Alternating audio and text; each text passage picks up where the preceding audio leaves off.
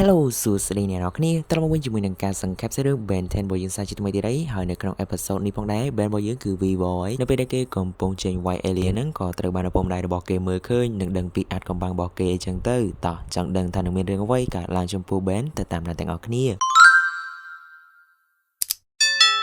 នឹងឯសេរីរបស់យើងគឺចាប់ដើមឡើងមកដោយយើងបានឃើញពុកម្ដាយរបស់ Ben, Carl និង Sandra ដែលកំពុងតែធ្វើដំណើរត្រឡប់ទៅផ្ទះហើយនៅគណៈពេលនឹងផងដែរពួកគេជីឡើងនឹងពួកគេក៏និយាយគ្នាពីរឿង Ben ផងដែរដែលថា Ben គឺជាក្មេងល្អកូនល្អសម្រាប់ពួកគេហើយពួកគេនឹងគឺមានមោទនភាពចំពោះ Ben មែនទែនរួមទាំងខ្លួនពួកគេផងដែរដែលបានដើរតួជាពុកម្ដាយដ៏ល្អសម្រាប់ Ben អញ្ចឹងទៅហើយភ្លាមនោះនៅខាងមុខពួកគេក៏ស្រាប់តែមានបំផ្ទុះមួយមករារាំងផ្លូវហើយនៅពេលដែលពួកគេបានឈប់ឡានចោះមកមើលនឹងក៏បានឃើញសត្វបិសាចដែលជា Hybrid Commander ម្នាក់បានលេចរូបរាងចេញពីក្នុងភ្នក់ភ្លើងនោះមកហើយនៅពេលដែលបានឃើញសត្វបិសាចធំអញ្ចឹង Carl ជាមួយនឹង Sandra គឺមានអីទៀតភ័យខ្លាចនឹងឯងស្របពេលនឹងយើងក៏បានឃើញ Gwen ជាមួយនឹង Kevin នៅជ្រុងម្ខាងក៏បានវាយប្រហារដោយប្រាមាណារបស់នាងមកកាន់ Hybrid យកចំណាប់អារម្មណ៍ចំណែកឯ Carl ជាមួយនឹង Sandra ក៏នាំគ្នាដាក់មេប្រូចរត់គេចាក់ចេញពីទីនោះក៏ប៉ុន្តែនៅពេលដែលពួកគេរត់ចេញហ្នឹងក៏បានឃើញក្មេងប្រុសម្នាក់រត់សម្ដៅទៅកាន់ទីតាំងដែលមានសត្វបិសាចហ្នឹងហើយពួកគេឃើញអញ្ចឹងក៏ចង់ប្រាប់ផងដែរថាកុំឲ្យទៅក៏ប៉ុន្តែមើលយូរទៅចុំកូនអញដែរនេះហ្នឹងហើយពេលហ្នឹងពីរអ្នកហ្នឹងក៏ព្យាយាមរត់បកមកក្រៅវិញដើម្បីមកខាត់ Ben ក៏ប៉ុន្តែដោយសារតែពួកគេអាចចូលទៅក្បែរការប្រយុទ្ធបានអញ្ចឹងហើយគឺពួកគេបានត្រឹមតែលួចពួនមើលនឹងឯងហើយណាមួយអាបកាច់ Ben នោះម្ដាយហៅទៅប្រមាណម៉ាត់អត់មានលឿយមិនតិចប្រវាយនឹងសោះហើយស្របពេលដែល Carl ជាមួយនឹង Sandra កំពុងតែអើតមើលយើងក៏បានឃើញ Ben របស់យើងប្រើ Omnitrix ប្រែមកជា Alien Spitfire ដើម្បីជួយទៅជួយ Gwen ជាមួយនឹង Kevin ដែលកំពុងតែវាយគ្នាជាមួយនឹង Hybrid អញ្ចឹងទៅ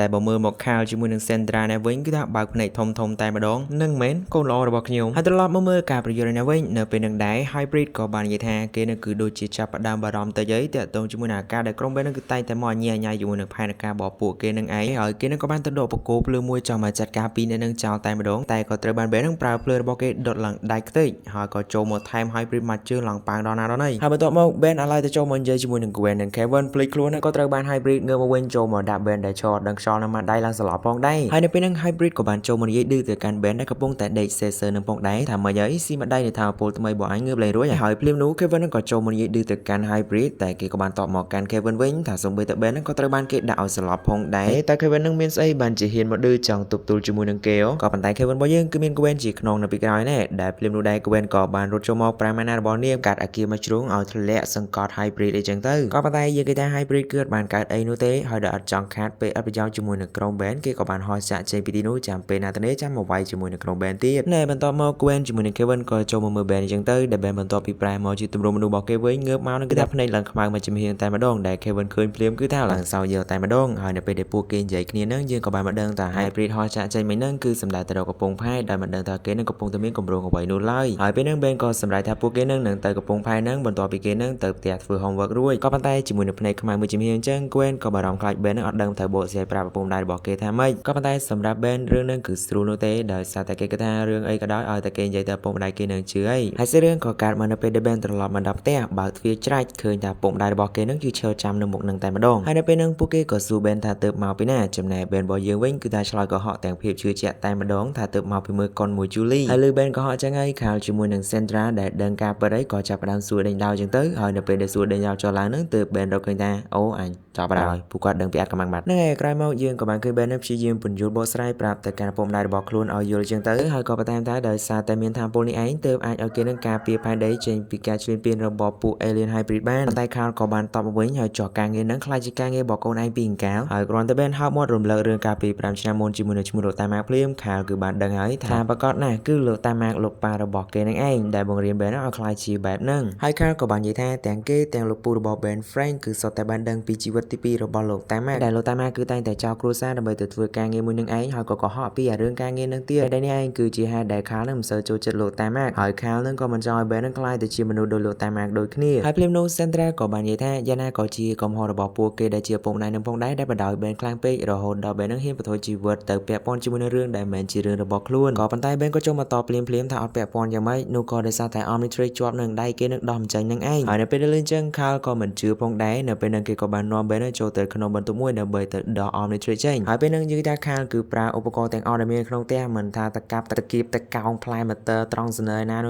ះទេគឺថាធ្វើអី Omnitrix អត់បាននោះទេសូម្បីតែឆ្កូតបន្តិចហ្នឹងមិនឆ្កូតផងហើយនៅពេលដែលធ្វើអីវាបានអញ្ចឹងខាលក៏សម្រេចចិត្តដាក់បញ្ជាបែនហ្នឹងអត់ឲ្យប្រើ Omnitrix យកតែម្ដងហើយនៅពេលដែលខាលបានចាក់ចេញបែនហ្នឹងក៏មានទូរស័ព្ទពី Kevin គេក៏បានលើកនឹងបាននិយាយទៅកាន់ Kevin ថាមិនជាពេលល្អដែលត្រូវនិយាយគ្នានោះទេកាត់មកមើលខាង Kevin ហើយវិញយើងក៏បានឃើញគេជាមួយនឹង Gwen កំពុងតែនៅកំពង់ផែមួយកន្លែងកំពុងតែស៊ើបមើលប្រវត្តិចិញ្ចោរបស់នាវាដឹកទំនិញហើយក៏បានរកឃើញនាវាដឹកទំនិញមួយអត់ទាន់ចុះបញ្ជីដែលត្រូវបានពួក Hybrid យកមកធ្វើជាមធ្យោបាយសម្រាប់ដឹកទំនិញផ្សេងចេញពីកូនកោះមួយមកកាន់ Bellwood នឹងឯងហើយដោយសារតែកូនកោះហ្នឹង Kevin បាននិយាយថាធ្លាប់ជាកន្លែងធ្វើតែគ្រាប់នុយក្លេអ៊ែរ Gwen ពេលហ្នឹងក៏សង្ស័យថាទំនិញដែលពួក Hybrid នាំចេញពីកោះហ្នឹងមក Bellwood ហ្នឹងតែជាទំនិញអីឲ្យប្រកបដែល Kevin ក៏គ្មានចម្លើយឲ្យផងដែរក៏ប៉ុន្តែសួរប្រមាណអ្នកនោះទៅប្រហែលជាដឹងដែលគឺជា DNA Alien នឹងឯងហើយនៅពេលដែលពីរអ្នកនឹងចូលទៅប្រយុទ្ធគ្នាជាមួយនឹងពួក DNA Alien Ben ដែលកំពុងតែដេកនៅក្នុងបន្ទប់ឯផ្ទះរបស់គេនេះក៏ទទួលបាន call ពី Kevin ដែលគេតែនឹងមកសុំជំនួយពី Ben អញ្ចឹងទៅក៏ប៉ុន្តែ Ben ដោយសារតែអាកម្មរបស់គេត្រូវពុកម្ដាយរបស់គេដឹងនឹងបានហាមឲ្យប្រើ Omnitrix ក៏អត់បានទៅនោះទេនឹងបានប្រាប់ពីហេតុផលនឹងទៅកាន់ Kevin ផងដែរក៏ប៉ុន្តែ Kevin គឺអត់ខ្វល់នោះឡើយក៏ប្រាប់ឲ្យ Ben មិនបាច់ខ្វល់នោះទេសំខាន់ចេញមកជួយវាយពួក DNA Alien គេសិនមកហើយ Ben ដោយគ្មានជំរឿក៏សម្រាប់ចិត្តទៅជួយ Kevin ដោយបានចោះទៅបោកឪពុកម្ដាយរបស់ខ្លួនសារជាថ្មីថាទៅជួយ Gwen ធ្វើលំហាត់ homework របស់នាងអញ្ចឹងទៅហើយនៅពេលបានការអនុញ្ញាតពីឪពុកម្ដាយហើយ Ben ក៏បានចេញពីផ្ទះក៏តែណាឆ្ងាយនោះទេរត់មកកលៀបផ្ទះប្រើ Omnitrix ប្រែមកជា Alien Echo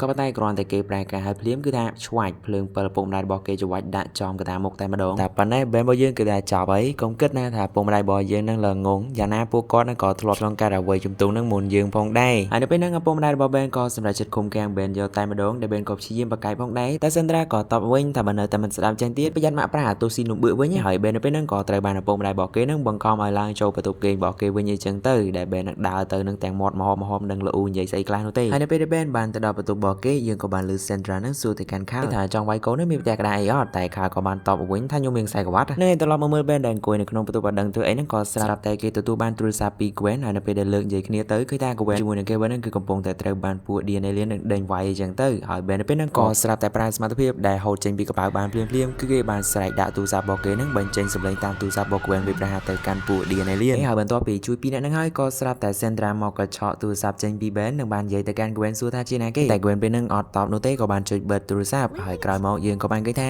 Sandra ក៏បានដកហូតទូរស័ព្ទរបស់ Ben លែងឲ្យ Ben នឹងប្រើប្រាស់អញ្ចឹងទៅហើយ Ben ចង់បានទូរស័ព្ទនឹងយកមកប្រើវិញតោះតែគេនឹងបញ្ជាក់ថាគេនឹងអាចឲ្យពុកម្ដាយរបស់គេនឹងជឿទុកចិត្តបានហើយនៅពេលហ្នឹង Sandra ក៏សួរនាំពីអាចកំបាំងមិត្តភ័ក្តិរបស់ Ben តែ Ben ដំបូងគឺអត់និយាយប្រាប់នោះទេស៊ូស្លាប់តែម្ដងក៏ប៉ុន្តែក្រោយពី Sandra ឲ្យកសែភ្នែកម្ដាយទៅកាន់ Ben មកស្ទូហ្នឹងយើងក៏បានឃើញថាក្រោយមក Gwen ក៏បានទូរស័ព្ទមក Ben ដែល Gwen គឺតែមកដើម្បីស្ដីឲ្យ Ben នឹងឯងដែលថាគេនឹងលក់នាងចោលអញ្ចឹងទៅដែលនាងនឹងគឺត្រូវបានគុំខាំងដោយពុកម្ដាយរបស់នាងបន្ទាប់ពីដឹងពីម្ដាយរបស់ Ben ដែលថា Gwen នឹងគឺលួចជួយ Ben បោកប្រាស់ពុកម្ដាយរបស់ Ben នឹងឯងហើយ Ben នឹងក៏បានសុំទោសទៅកាន់ Gwen វិញអញ្ចឹងទៅក៏ព្រោះតែគេនឹងក៏គ្មានជំរឿននោះដែរសម្លឹងទល់នឹងកសែភ្នែករបស់អ្នកម្ដាយអារម្មណ៍ថាមានសម្ពាធជាងវាយគ្នាមួយវាលកាកទៀតហើយដោយសារតែពួកគេទាំងពីរគឺសុទ្ធតែត្រូវបានពុកម្ដាយគុំខាំងអញ្ចឹងហើយអារឿងពួក Hybrid ចង់មានគម្រោងអីតាក់ទងជាមួយនៅនាវាដឹកទំនិញហ្នឹងគឺមានតែឲ្យ Kevin ជាអ្នកទៅស៊ើបនឹងឯងហើយកាត់មកខាង Kevin នឹងតែម្ដងដែលគេកំពុងតែនៅលើនាវាដឹកទំនិញនឹងឯងកំពុងតែលួចចូលទៅខាងក្នុងមើលថាពួកគេនឹងកំពុងតែដឹកអីហើយនៅពេលដែលបានចូលទៅដល់ខាងក្នុងហើយក៏បានទៅឃើញទឹកស្លាមពណ៌បៃតងជាច្រើនហើយពេលហ្នឹងគេក៏ចង់ដួលបន្តិចទុកឲ្យ Gwen នឹងធ្វើពីសោតផងដែរក៏ប៉ុន្តែក៏រអិលដៃធ្លាក់ទាំងមនុស្សចូលទៅក្នុងទឹកនឹងឯងហើយ DNA Alien ដែលយាមនៅខាងក្រៅបានលឺក៏បានរត់មកអញ្ចឹងទៅចំណែក Kevin ភ្លាមក៏បានទាញទូរស័ព្ទ call ទៅរកសុំជំនួយពី Ben អញ្ចឹងទៅហើយ Ben ដែលកំពុងតែញ៉ាំបាយជាមួយនឹងឪពុកម្ដាយនឹងក៏បានចូលមកលើកនិយាយគ្នាអញ្ចឹងទៅក៏បានដឹងថា Kevin នឹងកំពុងតែមានស្ថានភាពអត់ស្រួលហើយភ្លា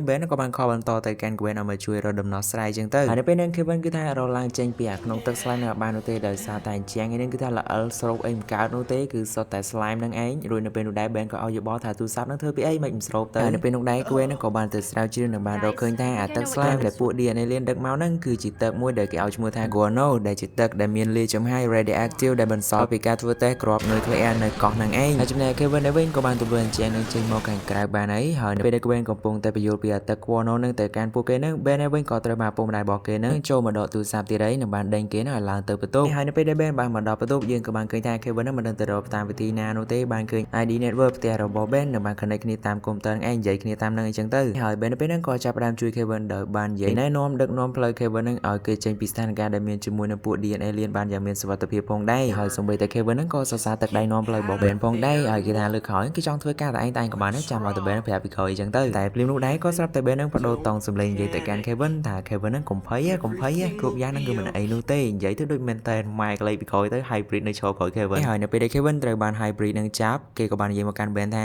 Ben ណាតែអត់មកជួយទៀតអញងាប់ណាហើយភ្លាមៗនោះកុំព្យូទ័ររបស់ Ben នឹងក៏ស្រាប់តែលូតភ្លើបនោះក៏ដោយសារតែពុករបស់គេនឹងចូលមកដកដួយអញ្ចឹងទៅតែប៉ុណ្ណេះ Ben គឺថាត្រូវមានរឿងដោះស្រាយជាមួយនឹងឪពុកម្ដាយរបស់គេទៀតហើយនៅពេលហ្នឹងនិយាយជារួមទៅគឺឪពុកម្ដាយរបស់ Ben ហ្នឹងគឺគ្រាន់តែចង់ការពារ Ben មិនឲ្យខ្លាចទៅជាមនុស្សដូចជាលោកតាម៉ាក់ចេះកុហកចេះអីហ្នឹងឯងហើយណាមួយក៏ចង់ការពារជីវិតសុខភាពរបស់ Ben ផងដែរអញ្ចឹងហើយពួកគេនឹងគឺមិនចង់ឲ្យ Ben នឹងចាក់ចេញទៅណាក្រៅពីនៅក្នុងបន្ទប់នឹងនោះឡើយប៉ុន្តែសម្រាប់ Ben ដោយសារតែជីវិតមិត្តភក្តិរបស់គេកំពុងតែស្ថិតនៅក្នុងស្ថានភាពគ្រោះថ្នាក់អញ្ចឹងហើយគេត្រូវតែបញ្ចេញសកម្មភាពនឹងឯងដោយនៅពេលហ្នឹងដែរ Ben ក៏ធ្វើការសម្រេចចិត្តដ៏ធំមួយគឺថា Ben នឹងក៏បានសម្រេចចិត្តប្រឆាំងជាមួយនឹងបញ្ជាឪពុកម្ដាយរបស់គេអញ្ចឹងទៅហើយ Ben នៅពេលហ្នឹងក៏បាននិយាយថាគេនឹងគឺពិតជាគោរពស្រឡាញ់អ្នកទាំងពីរនឹងខ្លាំងមែនទែនហើយគេនឹងគឺមិនអាចមិនគោរពតាមដំបូន្មានល្អៗដែលអ្នកទាំងពីរនឹងធ្លាប់បានបង្រៀនគេដោយគ្រាន់តែស្ដាប់បញ្ជារបស់អ្នកទាំងពីរនឹងឥឡូវនឹងនោះឡើយហើយ Ben នឹងក៏សន្យាថាចង់ដាក់ទោសគេយ៉ាងម៉េចក៏បានក៏ប៉ុន្តែក្រោយពីគេនឹងជួយមិត្តភក្តិគេសិនហើយបន្ទាប់ពីនិយាយចប់ Ben ក៏ប្រើ Omnitrix ប្រែមកជា Alien Human Console ទម្លុះចិញ្ចែងចាក់ចេញពីទីនោះទៅបានចំណែក Sandra ជាមួយនឹង Khan វិញគឺថាឡើងហួចចិត្តតែម្ដងក៏ប៉ុន្តែក៏អាចធ្វើអីបាននោះដែរមានតែស្ដាប់តាមការសម្រេចចិត្តរបស់កូនសិននឹងឯងហើយកាត់មកបន្តិចក្រោយមកនៅឯនាវាដឹកទំនិញរបស់ពួក DNA Alien ហ្នឹងយើងក៏បានឃើញ Ben នឹងហែលទឹកឆ្លងសមុទ្រតែម្ដងឡើងមកដល់លើនាវានឹងផងដែរនៅបានចាត់ការពួក Alien ដែលនៅយាមខាងក្រៅនឹងអីចឹងទៅហើយកាត់មកមើលនៅខាងក្នុងនាវាហ្នឹងយើងក៏បានឃើញ Kevin ដែលត្រូវបានពួក DNA នឹងចាប់ចងកំពុងតែព្យាយាមនិយាយចាក់ឬគោលជាមួយនឹង Hybrid ចង់ដឹងព័ត៌មានតាក់ទងជាមួយនឹងអតីត Gono ហ្នឹងតែពួក Hybrid នឹងចង់យកវាទៅធ្វើអីក៏ប៉ុន្តែឃើញថាមេ Hybrid នេះគឺអត់ចាញ់កល Kevin នោះឡើយហើយភ្លាមនោះដែរ Ben ក៏បានទម្លុះចូលមកដល់ជាមួយនឹង DNA Alien មួយគប់មកកាន់ Hybrid នឹងឡើងប៉ើងផងដែរពេលហ្នឹង Kevin ឃើញ Ben ចឹងក៏រៀងភ្ញាក់ផ្អើលផងដែរស្មានតែ Ben នឹងនៅដេកផ្ទះធ្វើមិនដឹងអីដែរតែ Ben ក៏បានចូលមកជួយ Kevin និងបាននិយាយថាបានឌឺហើយទៅក៏ព្រោះតែផុតទៅពីពេលហ្នឹងទៅគឺថាគេនឹងគឺត្រូវជាប់ឃុំឃាំងពេញមួយជីវិតវិទ្យាល័យរបស់គេហើយបន្ទាប់មក Ben ក៏បានយកព័ត៌មានដែលគេដឹងពី Gwen តាក់ទងជាមួយនឹងអតីត Gono ហ្នឹងយកមកប្រាប់ Kevin ថាពួក DNA Alien ហ្នឹងគឺយកអតីតហ្នឹងមកដើម្បីចម្រាញ់យកអាសារធាតុមិនសុទ្ធចេញហើយពួកគេនឹងទទួលបានលោហៈធាតុ isotope មួយដែលងាយនឹងបង្កទៅជា Osman ដែលវាល្អបំផុតគឺសម្រាប់យកវាទៅធ្វើជាប្រភពថាមពលនឹងឯងដែល Ben ហ្នឹងក៏ឆ្ងល់ថាពួក Hybrid ហ្នឹងត្រូវការប្រភពថាមពលច្រើនដល់ថ្នាក់នឹងសម្រាប់អីគេហើយ Hybrid នៅខាងក្រោមនោះក៏បានឆ្លើយថាគឺដើម្បី Supreme មនុស្សជាតិនឹងឯងរួចក៏បានបញ្ជាកូនចៅរបស់គេហ្នឹងចូលមកចាត់ការពីអ្នកនឹងអញ្ចឹងទៅហើយនៅពេលដែលឃើញបែបហ្នឹង Kevin ក៏ចង់ចូលទៅវាយនឹងបានស្រូបដែរតែក៏ត្រូវបាន Ben គាត់នឹងបារប់ឲ្យស្រូបអាលោហៈធាតុពណ៌ក្រហមនេះវិញហើយបន្ទាប់ពីស្រូបហើយពួកគេទាំងពីរក៏ចែកគ្នាម្នាក់ខាងចូលទៅចាត់ការពួក DNA Alien ហើយនៅពេលហ្នឹងយើងគិតថាពួកគេទាំងពីរហ្នឹងគឺស្រួលនោះទេក្នុងការចាត់ការពួក DNA Alien ដែលនៅពេលនោះដែរ Hybrid នៅខាងក្រោមក៏បានញាស់បបួល Ben មកវាយគ្នាមួយស្មើនឹងក្រោមម្នាក់ហើយ Ben របស់យើងគឺមានតែខ្លាញ់ស្អីប្រាប់ឲ្យ Kevin នឹងទប់ទល់នៅខាងលើគេក៏បានលោតចោលទៅខាងក្រោមក៏ប៉ុន្តែគ្រាន់តែទៅដល់ភ្លាមនឹងក៏ស៊ីម្ដាយរបស់ Hybrid នឹងប៉ើងទប់ជាយ៉ាងតែម្ដងបន្ទាប់មក Hybrid នឹងក៏ចូលមកផ្ទះ Ben ពី3ក៏ភ្លេងទៀតនឹងរៀបនឹងផ្ដាច់គេផងដែរតែ Ben នឹងក៏បានគេចខ្លួនចេញដែលធ្វើឲ្យទឹក Gono នៅក្រោយជាងនឹងក៏បានធ្លាចេញមកបុក Hybrid ឡើងដួលអីចឹងទៅហើយភ្លាមនៅពេលដែល Ben ចូលទៅវាយ Hybrid ក៏ត្រូវបាន Hybrid នឹងងើបមកចាប់កវួយកកបោកកវែងប៉ើងគេសាជាថ្មីទៅផ្ទុកជាមួយនឹងជាងទ្វារយន្តហើយសាជាថ្មីម្ដងទៀត Hybrid ក៏ចង់ចូលមកផ្ដាច់ Ben ជាលើកទី2ក៏ប៉ុន្តែអត់ទាន់បានធ្វើអីនោះទេក៏ស្រាប់តែទ្វារយន្តនឹងបានបើករួចយើងក៏បានឃើញមានកំភ្លើងមួយភ្ជួរមកកាន់ Hybrid និងបានបាញ់ Hybrid នឹងឡើងប៉ើងផងដែរហើយនៅពេលហ្នឹងយើងក៏បានមកឃើញអ្នកបាញ់គឺជាពលរបស់ Ben Carl នឹងឯងរួច Sandra ក៏នៅឈរក្បែរនឹងដូចគ្នាដែល Ben របស់យើងនៅពេលដែលឃើញចឹងហើយគឺថាឡើង surprise តែម្ដងនៅពេលដែលឃើញពីអ្នកនឹងមកតាមគេមកដល់កន្លែងហ្នឹងអីចឹងទៅហើយបើកលេចមកមើល Kevin បន្តិចដែលកំពុងតែត្រូវបាន DNA Alien ឡើងមកកណ្ដោនឹងសកត់គេជាប់រើទៅណាមិនរួចនោះទេហើយឃើញបែបហ្នឹង Carl ក៏បានជួយ Kevin ដោយគ្រាន់តែតម្រង់កំភ្លើងរបស់គេនឹងក៏ពួក DNA Alien នោះភ័យរត់អស់លេងហើយបន្ទាប់មក Ben ក៏បាននិយាយមួយពុកម្ដាយរបស់គេចឹងទៅដោយ Ben នៅពេលហ្នឹងក៏បានសុំទោសទៅកាន់ពួកគាត់កាលដែលគេនឹងរត់ចេញមកទាំងអត់មានការអនុញ្ញាតនឹងឯងហើយ Kevin ដែលចូលមកនោះក៏បានសរសើរ Ben ផងដែរថាកាលដែលគេបង្ហាញខ្លួនមកជួយគេនៅទីនេះគឺពិតជាលយខ្លាំងណាស់ហើយ Sandra ពេលហ្នឹងក៏យល់ស្របដូចគ្នានឹងបាននិយាយថាពេលដែលមិត្តភក្តិមានគ្រោះថ្នាក់ Ben ជាមិត្តល្អគឺត្រូវតែចេញមកជួយនឹងឯងតែខាលព្រាមហ្នឹងក៏បានស្រែកថាមិត្តភក្តិអត់លឺឲ្យបេសាយនោះនិយាយមែនមកពិភពលោកណា Ben គឺជា hero ជួយមនុស្សមកប៉ែនដីណាហើយបន្ទាប់មកខាលក៏បានបន្ថែមថាពួកគេនឹងគឺបានឃើញថា Ben នឹងមានសមត្ថភាពដល់កម្រិតណាចឹងហើយពួកគេនឹងក៏លែងខាត់ Ben ទៀតហើយចង់ធ្វើអីក៏ធ្វើទៅហើយនៅពេលនោះដែរ Hybrid នឹងក៏បានងើបមកវិញកំពុងតែរត់សម្ដាមរកពួកគេនឹងឯងដែលភ្លាមខាលក៏បានចូលទៅពីមុខតែម្ដងតម្រង់កំភ្លើងរៀបបាញ់ក៏ប៉ុន្តែគេថាបាញ់អត់ចេញតាមពលនោះទេក៏ដោយសារតែ Space Bazooka នឹងខានប្រើយូសង្ស័យវា error អញ្ចឹងទៅឃើញបែបហ្នឹង Hybrid ក៏ញឹមរួចក៏ហក់ចង់មកវិប្រហារខាលក៏ប៉ុន្តែភ្លាម Ben ក៏បានចូលមកសុំ Space Bazooka ចេញពីឪពុកធ្វើជាដង White Baseball យឺត Hybrid នឹងឡើងប៉ើងប្រឡងបុកអាធុងទឹក Gono នឹងអញ្ចឹងទៅហើយក្រោយមកយើងក៏បានឃើញថានាវាដឹកទំនិញមួយនឹងក៏ត្រូវបាន Kevin នឹងបំផ្ទុះពន្លិចចូលក្នុងសមុទ្រអីចឹងទៅហើយនៅពេលដែល Kevin ហែឡើងមកលើច្រាំងមកជួប Ben ជាមួយនឹងពុកម្ដាយរបស់គេវិញ Ben ក៏បានសួរទៅកាន់ Kevin ថាចុះ Hybrid នឹងអត់យកចេញមុននឹងគេបំផ្ទុះនាវាហ្នឹងឯងចុះហើយ Kevin ក៏តទៅវិញតែគេទៅធ្វើបែបហ្នឹងដែរមែនហ្នឹងហើយគេលេងសើចនោះទេតាមពិតទៅ Hybrid នឹងគឺរត់គេចខ្លួនបាត់ហើយមុននឹងគេបំផ្ទុះហ្នឹងណែត្រឡប់មកផ្ទះ Ben ឯវិញនៅពេលនេះដែរ Carl ក៏បានយកកំភ្លើង Space Bazooka ហ្នឹងយកមកដាក់តាំងនៅជាងទុកមើលតែម្ដងដោយ Ben ក៏ឆ្ងល់ផងដែរថាគេប៉ាហ្នឹងគឺស្អប់របស់ហ្នឹងឯងតែ Carl ក៏តបមកវិញថាពីមុនហ្នឹងគេស្អប់ពិតមែនឲ្យតែរបស់តាក់ទងមួយ plumber ហ្នឹងព្រោះតែវារំលឹកពីអារឿងដែលលោកតាម៉ាកុហកគេហ្នឹង ឯងក៏ប៉ុន្តែឥឡូវនេះគេបានឃើញថាទាំងអស់ហ្នឹងគឺដើម្បីអ្វីហើយភ្លាមនោះដែរទូរស័ព្ទ Boben ហ្នឹងក៏មាន call មិនដឹងពី Gwen ឬក៏ Kevin នោះទេប្រាប់ថាមាន alien ចេញមកធ្វើសកម្មភាពទៀតគឺនៅម្ដុំវាលខ្សាច់ហើយ Ben បន្ទាប់ពីឮបែបហ្នឹងក៏នៅរៀងហេចិត្តបន្តិចខ្លាចចិត្តឪពុកម្ដាយក៏ប៉ុន្តែភ្លាមៗឪពុកម្ដាយរបស់គេហ្នឹងក៏បាននិយាយថានៅចូលទៅអីទៀតការបន្តទៅនិយាយទៅគឺថាពួកគេនឹងគឺគ្រប់គ្រងសកម្មភាពរបស់ Ben ហ្នឹង 100% តែម្ដងដែលធ្វើឲ្យ Ben របស់យើងនេះគឺរត់ចេញទៅផ្ទះសប្បាយចិត្តនឹងឯងហ្នឹងឯង series របស់យើងនៅក្នុង episode ហ្នឹងគឺមានតែប៉ុណ្្នឹងឯងជួបគ្នានៅវីដេអូ episode ក្រោយ Bye